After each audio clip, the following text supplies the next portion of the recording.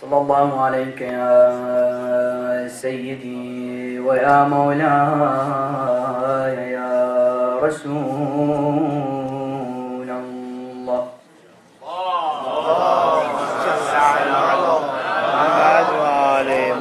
صلى الله عليك يا مولاي وكيل ومؤمنا يا رحمة الله الواسعة ويا باب نجاة الأمة.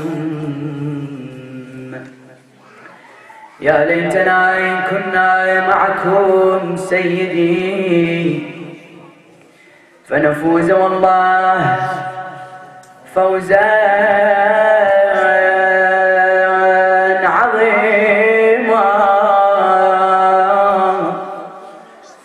السلام على الحسين وعلى علي بن الحسين وعلى أولاد الحسين وعلى أصحاب الحسين جميعا ورحمة الله وبركاته. أعوذ بالله من الشيطان الرجيم.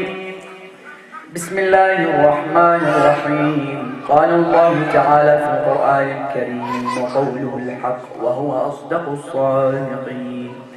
بسم الله الرحمن الرحيم.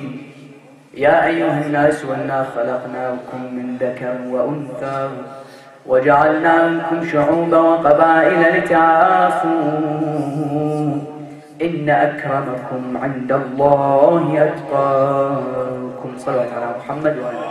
اللهم صل على محمد. The question of whether modern life and religion is compatible has been an ongoing discussion and a thought that has occupied the minds of many for a long time. Modernity has been looked at as an obstacle to religion, and being religious has been looked at as being an obstacle to being modern. People nowadays say that if you claim to be religious, then it's impossible for you to be modern. And on the contrary, they say the exact same thing on the opposite. They say if you want to be modern, it's impossible if you want to be religious. And number one, just to lay this on the floor, I don't blame those people. I blame those who have ruined the reputation of Islam through the ways they have depicted this fabulous religion. Nowadays we have this idea that a religious person should have nothing to do with technology. A religious person shouldn't know what iPod is. A religious person should never in his life be introduced to headphones. People have these concepts nowadays. And media has depicted such an idea of religious people, is that whenever you hear the word religion in your head, immediately, what do you think of? Do you think of a doctor, a professor? No, of course not. You think of a man with a big beard with 9 wives and a camel. Why? Very serious, on a serious note. People have been able to infiltrate through religion and manipulate it to such an extent that they were able to depict this idea of religion. Yet the question arises, has religion come to be something separate from life? Is religion and life something totally opposite on two sides of the poles? Or did religion come to complete life? And is life a part of religion? The question is what? The question is modern life compatible with religion? Because many people come and pose the question. Something that came over 5,000 years ago from the day of Adam. How do you expect me, from the day of Ibrahim, how do you expect me to apply it in my daily life? A world of technology, a world of advancements, a world where inventions are being brought about every now and then. People say, how am I supposed to apply this religion to myself if it's not something that is in the tune with march of time? To answer this question, you first need to understand what is modern. What is modern? How can I judge if Islam is something modern if I don't know what modern is? Modern can be defined in two terms. Number one, the will of the majority. The will of the majority. If the majority is doing something, it's considered to be modern. Number two, anything in tune with the march of time. And both of these can be refuted. Why? Because human nature is what? Human nature is that I like to prefer the new to the old. This is human nature. You can't blame humans for their nature. This is intrinsic within us. We automatically prefer the new to the old. If I brought you, for example, this cup of water, and I told you this cup of water has been here for 2 days, and then I bring you something that's fresh out of the bottle, what will you prefer? Obviously the first, not the water, the new one. Why? Because this is human nature, it's within us. We automatically prefer the new to the old. But this generalization can be made in all situations and in all experiences. Why? Because not always the modern is better than what came before it. I'll give you a very simple example. 2 times 2 equals 4. Inshallah, you all knew. 2 times 2 equals 4. Now, can somebody come forward and say, okay, well, this equation has been used for thousands of years. This equation has been used ever since the day of Adam. And it has become obsolete, and we should discard it and cast it away, simply because it has been used for thousands of years. Can anybody come and say this? No. Despite the fact that 2 times 2 equals 4 has been this equation for thousands of years, we still use it today. Likewise with social life and civil codes that have come, we use them. It's part of us, despite the fact that it has become something old and obsolete. Now the question comes to religion. Are we able to apply religion to our lives despite the fact that it came thousands of years ago? I gave 2 definitions for the word modern. What did I say? The first was the will of the majority. Now I ask you a question. Is the will of the majority always parallel with truth and reality? Absolutely not. I think it's in here in Sacramento. They have legislated gay marriage. Is it in Sacramento? Yes. Sacramento. They have legislated gay marriage, homosexuality. Now I ask you a question. Even though the majority has accepted it, is homosexuality something correct or not? Not only is it something incorrect and illogical, but it goes against the very nature of mankind. It goes against the nature. Number one, the will of the majority isn't always parallel with reality and truth. Number two, anything in tune with the march of time isn't always correct. Why? Because time isn't shaped by who? By us, correct? Advancements are made by man, not by animal, by us. And is man infallible? Absolutely not. This indicates what? This indicates that just like time isn't shaped by man, and man isn't infallible, then time isn't always correct. Time isn't always on the straight path. Time isn't always on Sirat al-Mustaqim. And that's why you begin to ask the question, is religion able to be applied to the 21st century? Something that came 5,000 years ago.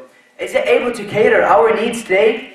Today and now in this modern age, an age of technology, an age of advancements, is it able to be able to understand this concept? You need to understand that there's 2 kinds of laws in Islam. Number one is that Islam is the religion of nature. Islam is the religion of human nature. For the past 2 nights I've mentioned that Islam is Deen al-Fitrah, the religion of this pure disposition that Allah has given every human being. Fitratullah allati fatara an-nasa alayha la tabdila li khalqillah. Allah has given every single human being this pure nature. And as long as this pure nature exists, Islam would be able to cater the needs of our needs today. Why? Because Islam is the religion of nature. Now what does it mean when I say Islam is the religion of nature? This means that Islam is dictated by my nature. Go to Christianity. You'll find that they propagate what? Celibacy. Celibacy is what? Celibacy is the fact that if you reach such a spiritual state, you're not allowed to get married. That's why you find many priests, they're not married. Why? Because they believe that once you reach such a spiritual state, you'll begin to practice celibacy, and this gets you closer to Allah subhanahu wa ta'ala. Islam has come and said what? Islam said this is illogical. This goes against the very nature of human being. What does Allah subhanahu wa ta'ala say? He says, I encourage marriage. Allah subhanahu wa ta'ala, I encourage marriage. Why? Because if Fatima Zahra, the greatest woman of the skies and the earth, reach the highest of spiritual states anybody can, and she herself married to Amir al-Mu'mineen alayhi salam, then why is it that we ourselves disregard ourselves from marriage? And are we even close to Fatima alayhi salam? No. Allah says, وَجَعَلَ بَيْنَكُمْ مَوَدَّةً وَرَحْمَةً. And He has placed between you and them mawaddah, love and kinship. And that's why you find even non-Muslims, now we're not talking about Muslims here, non-Muslims would come and admit the fact that Islam is the most universal religions of any religions out there. I just mentioned there's two kinds of laws. Let me get back to that. The first kind of law is you have the fixed laws. Laws which can be changed. Hajj, Salah, Sawm. From Adam until today, we practice these laws. And then you have the alterable laws, the dynamic laws. Laws which are able to be changed. Laws which you and I can play around with. In what sense? Not up to us, but to the general institution that Allah subhanahu wa ta'ala has given authority. يَا أَيُّهَا الَّذِينَ آمَنُوا أَطِيعُوا اللَّهَ وَأَطِيعُوا الرَّسُولَ وَأُولِي الْأَمْرِ مِنْكُمْ. And those who have authority over you. Now I ask you the question, if we have modern issues which we can't deal with today, you go into hadith, you go into sunnah, the Holy Prophet didn't speak about it. Issues like business, like transportation, interest, if I want to have plastic surgery, there's no hadith or Quran that speaks about these issues. That's up to the wilayah. Wilayatul ummah. Those who have guardianship over us, it's up to them to deal with it. Because otherwise somebody will come and say that Islam doesn't deal with these issues. How can I follow a religion which doesn't cater to my needs today? Allah has said those who I have given authority, it's their job to deal with those issues. But do they do it from their own desire and from their own lust? No. Through divine law and through sharia, they come up with a verdict that is able to cater our needs. And that's why you find Bernard Shaw, this system of dynamic and alterable, go to any religion, go to Christianity, go to Judaism, with all due respect to both religions. Both are divine religions from Allah subhanahu wa ta'ala. But go to any religion, you won't find such a beautiful system such as Islam. Why? Because the same way as it's able to provide you with universal laws, it has given you the option of alterable laws which cater our needs today in the 21st century. And that's why Bernard Shaw has come and said what? And I quote, he says, I have always held the religion of Muhammad in high estimation because of its high. Bernard Shaw, a non-Muslim, one of the most highest and revered writers of our time. What does he say? He says, I have always held the religion of Muhammad in high estimation because of its high vitality. It is the only religion, which seems to me to possess that assimilating capacity to the changing phase of existence, which can make itself appeal to every age. Who is this speaking? Bernard Shaw. Once you understand this beautiful system of Islam, this system of dynamic and fixed laws, you'll understand that Islam is a religion that's able to be applied in all areas, in all nations, and all ethnicities as well.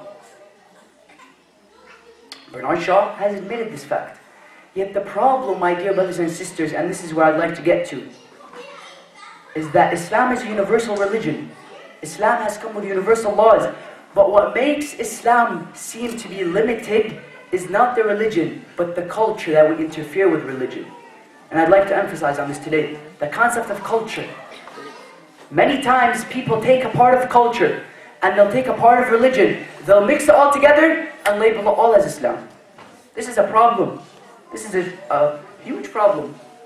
Because when a non-Muslim is coming to learn about Islam, and you have mixed culture with religion, mixed it all together, you put it in the blender, and then you say it's labeled all as Islam, this non-Muslim comes and he says, okay, so what's Islam? What's this? He goes to some communities, he finds that the boys and girls are totally segregated from each other. One side doesn't even know if the other side exists.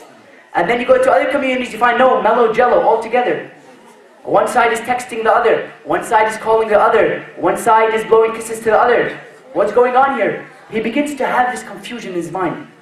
He says, is Islam a religion that segregates boy and girl interaction, or is it a religion that allows them to assimilate?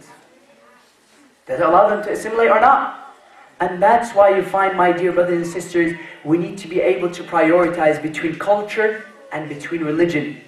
Because religion is supposed to shape culture. Culture isn't supposed to shape religion. What do I mean by that? Many times we prioritize culture over religion. And this is indeed a big problem. Why is that? Because when I bring something that has no religious background at all, and induce it and inject it into my religion, what have I done? I have messed around with the divine system. I have messed around with the religion of Muhammad sallallahu alayhi wa sallam. But don't get me wrong, please. I don't want anybody to be offended. Culture is a blessing from Allah subhanahu wa ta'ala if we know how to use it correctly. The Holy Prophet himself came with what? He came with a culture. مَا جَاءَكُمُ الرَّسُولُ بِهِ فَخُذُوهُ وَمَا نَهَاكُمْ عَنْهُ فَانْتَهُوا. If Rasulullah comes with something, take it. And if he deprives you from something, then neglect it as well. Rasulullah, when he comes and he says, you can eat this, you can't eat that, what is he doing? He's in shaping a culture. When he says, you can listen to this, you can't listen to that, what is he doing? In shaping a culture. When Rasulullah comes and says, you should dress like this, you shouldn't dress like this, what is he doing? He's in shaping to us a culture and he's giving it to us on a silver platter. He's saying, all you need to do is follow it. Culture is a blessing from Allah subhanahu wa ta'ala if we know how to use it correctly. And on the contrary, what is culture? Culture is how certain beliefs and how certain customs express their feelings. Go to France, you'll find a certain culture. Go to Italy, you'll find a certain culture. Go to Iran, go to Afghanistan. All countries have their certain culture which they identify themselves. It's a beautiful way of identifying yourself. But once it goes in contradiction to Islam, this is when it becomes problematic. Otherwise, culture provides various lessons. That's why I find Alexander the Great, Dhul Qarnayn. If that is Dhul Qarnayn, that's a different area of tafsir in the whole Quran. But Alexander the Great was known from traveling to place. He was a constant traveler. That's why you find one day he was walking and he passed by a graveyard. He was looking at these graveyards and he seen each graveyard has a low number at it. He wanted to know how old are these people? The people that are dying, how old are they? He went to the first grave, he seen it says 6, the second one says 5, the third one says 4, all young ages. He said, what's going on? Is this a graveyard for young people or do people just die young here? He went to the people, what did he ask them? He said, do your people die young or was that a graveyard for the young people? He said, no, our culture has taught us to not write the age of how long this person has existed, but how many years he has served Allah subhanahu wa ta'ala. Notice you can learn lessons from various cultures. They told him, we don't write down how old he was. He may be 9 years old, but he has only had 2 years which were productive. May have been 100 years old, only 5 years were productive. This culture has taught Alexander a great lesson. A lesson which taught him that a human being isn't evaluated by how long he has lived, but by how many years of his life were productive. And this is the question that all of the youth need to pose to themselves, and I pose it to myself initially. I've been living for example, 17 years. How many years of my life have I dedicated for Al-Muhammad? How many years of my life have I sacrificed propagating the word of Islam? But of course, when you go to culture, in a certain culture something is normal, in another culture it's not. For example, when you do something good, I give you a thumbs up. If you go to Iran and put a thumbs up, don't be surprised if a bullet comes your way. Don't be surprised. Because in that culture it's accepted. Putting your thumbs up means something bad, I'm guessing. You go to Afghanistan, likewise. Everything from culture to culture differs. But as long as society accepts it, and it's not contradiction to the religion of Islam, it's okay. That's why you find, for example, Musa alayhi salam. Musa alayhi salam, when he came back from the mountain to Bani Israel, he found they were worshipping the calf. What did he do? He seen Harun. Immediately he pulled him from his beard. Now people come and they question the infallibility of Musa alayhi salam. They say, this man is infallible. How could he pull somebody from his beard? Scholars come and they interpret this situation in 3 different ways. The first way, what did they say? They say that when Musa alayhi salam pulled the beard of his brother Harun, his successor, Harun was a prophet. They told him, how could you pull the beard of a prophet? What are you doing? Are you okay? Scholars have come and give 3 different interpretations for this incident. They said the first one, Musa alayhi salam simply wanted to speak to Harun. He told him, come here. I just taught these people that worshipping a calf is wrong. It's illogical. Something that doesn't move, something that doesn't talk, something that doesn't give or take. So he wanted to show him the gravity of the situation, so he pulled him from his beard. The second people say what? Salawat ala Muhammad wa Muhammad.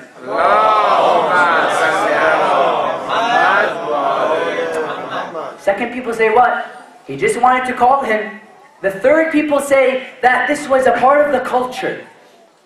They say the people around him, whenever they wanted to begin a discussion, they would pull him from his beard, they would say, come here, I need to tell you something, to show him that I'm serious.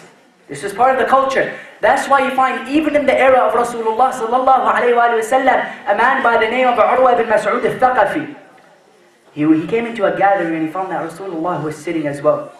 This man, Urwa, he went to Rasulullah because the culture, what happened?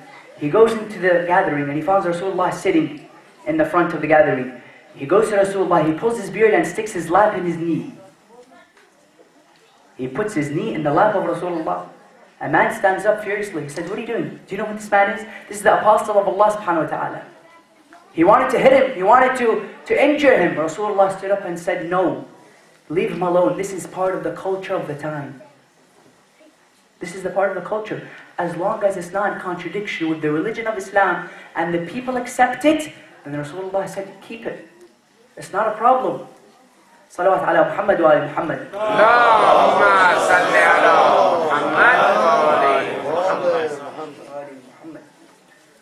But the question that we need to ask, and inshallah I don't want to take too much of your time, is how is culture formed? We have just established that as long as it's not in contradiction with the religion of Islam, it's okay. But the question is, how is culture formed? You find that culture, you have two kinds of culture. You have one culture that's mixed with religion and established by the prophets, and its source is Allah. And then you have another culture, no. Its source is lust and desire and it has nothing to do with religion. And this is the dangerous culture right here. Culture is beautiful. It's a beautiful way of expressing yourself. And Allah subhanahu wa ta'ala makes it clear through the stories of Al-Muhammad I just mentioned, and through the stories of Musa and Alexander the Great. Culture is a beautiful way of expressing yourself, don't get me wrong. But when the source of culture is shaitan, desire, and lust, that's when it becomes problematic. How is a culture formed? The evolution of culture. The first way, like I mentioned, its source is the Prophet and Ahlul Bayt alayhim salam. Yet the second type of culture is what? First it begins as a sin. Then it begins as a habit, becomes a habit. And then it becomes normal. The people begin to accept it. They say, hey, what's going on? And then it becomes a culture. And this is a big problem in our society today. Somebody does something wrong, the people around him accept it, it becomes normal, they establish it as a culture, and that's when it gets passed down from generation to generation. The people in the time of the Holy Prophet did what? They would bury the infant while she's alive. وَإِذَا الْمَوْءُودَةُ سُئِلَتْ بِأَيِّ ذَنْبٍ قُتِلَتْ. Part of their culture was that whenever a daughter was given birth to, instantly they would take her and bury her in the ground and put the sand on top of her. Rasulullah came and said, what are you doing? Rasulullah came to break these cultural barriers between one another, which takes me to my next point. Whichever culture was supposed to be eradicated, Rasulullah came instantly, took it away, pulled it from its roots, and threw it away. Yet whenever there was a good culture, Rasulullah would support it. He would say, this is good, and he would encourage it. Yet what do you find? You find that people have used culture as a barrier between one another. This guy is Pakistani, this guy is Irani, I have nothing to do with him. I'm Iraqi, you're Lebanese, I don't want to speak to you. Allah has come and said what? The verse I began with, Ya ayyuhan nas, inna khalaqnakum min dhakarin wa untha, wa ja'alnakum shu'uban wa qaba'ila li ta'arafu. Notice, the reasoning behind culture is that so we can know one another. People come and question the justice of Allah subhanahu wa ta'ala. What do they say? They say, how is it that Allah could be just? How is it that Allah could be equal and He creates people different than one another? You have somebody shorter than the other. You have somebody short, somebody tall, somebody dark, somebody lighter, somebody fat, somebody skinny, somebody beautiful, somebody not so beautiful, even though beautiful is relative. People come and question the justice of Allah. They say, how could Allah be just and He's created somebody different than me? He has given somebody something that He hasn't given me. This concept is immediately demolished in this verse. What does Allah say? He says, Ya ayyuhan nas, inna khalaqnakum min dhakarin wa untha wa ja'alnakum shu'uban wa qaba'il lita'arafu, so that you may know one another. What does this mean? This means when I have something you don't have, and you have something I don't have, I'm forced to come and introduce myself to you. Can you imagine that if I had everything you had, and I didn't have everything that you didn't have, I would be arrogant. I would have no reason to come speak to you. Allah has built this system strategically so that I'm forced to come to you and introduce myself to you. Allah has come and done what? Allah has come and taken advantage of this system to emphasize that I am a Lord which supports and encourages my servants to be social beings. And many people have taken advantage of this concept of social. You find they've built social networks, for example like Facebook, for example like MySpace, MSN. These are all concepts and all networks which have been taken advantage of because of man are social. We're innately social. And Allah subhanahu wa ta'ala wants us to be social human beings, but for one reason, so that you can unite with one another. So that you can come and learn about one another. Not so that you can segregate each other. It's very unfortunate that you go to some communities and you go to some societies and you find it's very clear, it's in front of you, this cultural barrier between one another. Allah has created cultural differences so that I can know one a human being. What does the verse say in the end of the verse? Inna akramakum andallah. What does the verse say? Inna akramakum andallah atqakum. Meaning the criteria for me to love you is not because if you're the same ethnicity that I'm from, or not even because of relationship. He's my father. What do you mean? I love him. Allah says if he is one who encourages evil and denies good, then you have nothing to do with him. You may say, Ali, what do you mean? This is my father. I'm supposed to love him. No, notice Nuh, salamullahi alayhi. Nuh, when his son was drowning, he said, Allah, this is my son, please save him. What are you doing? This is my son, I love him. What did he tell him? إِنَّهُ لَيْسَ مِنْ أَهْلِكَ إِنَّهُ عَمَلٌ غَيْرُ صَالِحٍ. He said, he's not of your sons. You may say, what do you mean? Biologically, he was his son. Allah has come and said that you don't base your relationships on physical. You base your relationships on the spiritual. When Salman al-Farisi first came into the Arab nation, people would come and make fun of him. They would come and tell him, Ya Salman, what tribe are you from? Salman was Iranian, he was Farsi. He would say, I don't know what tribe I came from. He would go to Rasulullah complaining. He would say, Rasulullah, the Arabs are making fun of me. They're telling me, which culture are you from? What tribe do you belong to? What did Rasulullah tell him? He told them to tell him, he told him to tell them, أَنَا ابْنُ الْإِسْلَامِ. I am the son of Islam. Meaning what? لا فرق لعربي على عجمي إلا بالتقوى. There is no difference between a Persian or an Arab, a black or a white, a tall or short. The only criteria is righteousness. This is the international passport that you and I should be carrying. When I go to meet somebody, I say, okay, this guy is Arab, this guy is black, this guy is white. I don't want anything to do with him. Allah says, إِنَّ أَكْرَمَكُمْ عِنْدَ اللَّهِ أَتْقَاكُمْ.